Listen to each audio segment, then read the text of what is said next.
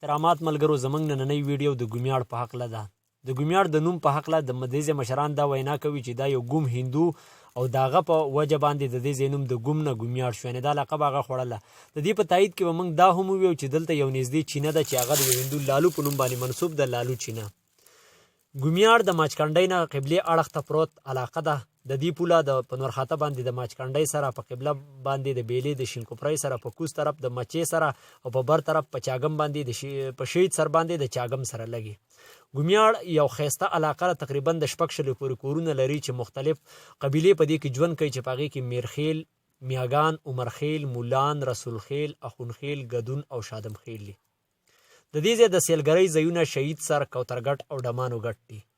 موسم په ژمي کې کافي یخ وي، واورې وریږي او په اوړي کې د دې ځای موسم مناسب وي. د دې ځای ښکلی موسم د مني موسم وي چې خلک په وښو ریبلو کې اشرې کوي او په ښه شان سره د ژوند نه خوندونه اوچتوي. د خلکو د ذریعه معاش زیات د کویلکان کانونه، د کراچۍ میلونه او د نوي نسل د پاکستان مختلفې هوټلې دي. زاړه اثار په دې ځای کې باټینزر کړه کې زاړه اثار موندل کېږي چې په بعضې ګټو باندې د پخواني وخت چاپونه یا نشانونه دي. د دې ځای مختلفې محلې چې دي په هغې کې د ټوخلۍ د مولیانو چم، میاګانو چم، لالو چینه، موټی، زبربنج، پڼغالی، خنډی، کنډو، مریزګي، ولی پټی، پیتاو، نوشار او دړه دي. د دې ځای کې یو پرایمري سکول دی چې په 1994 کې شروع دی چې په هغې کې مختلف د علاقې ماشومان زده کړه کوي او د دغه سکول نه وتونکو کسانو کې څه د تعلیم په محکمه کې، څه د صحت او څه د پولیسو محکمو کې کار کوي.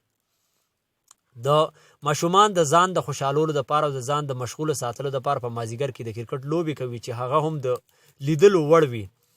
لیکن د کرکټ د ګرونونو د نشوالي د لاسه دا ماشومان لرو پرتو علاقو ته د کرکټ د لوبې دپاره ځي او دې علاقې په کرکټ کې هم ښه کلاړیان پیدا کړي دي چې د دې علاقې ښکلا ده. د دې نه علاوه په سیکرټریټ کې هم د دې علاقې یو ځوان قادر خان کار کو چې د علاقې په هغه باندې روښانه ده، یعنې دا د دې نه علاوه د دې علاقه کې د موبایل سهولت د ټیلینار نیټورک کار کوي او د بجلۍ سهولت ورته هم شته، لیکن بیا هم په 21مه صدۍ کې دا علاقه وروستو پاتې ده. د داسې قسمه معلوماتي او مختصرو ویډیوګانو دپاره زموږ یوټیوب چینل امیر حسین عادل سبسکرایب کړئ او زموږ د فیسبوک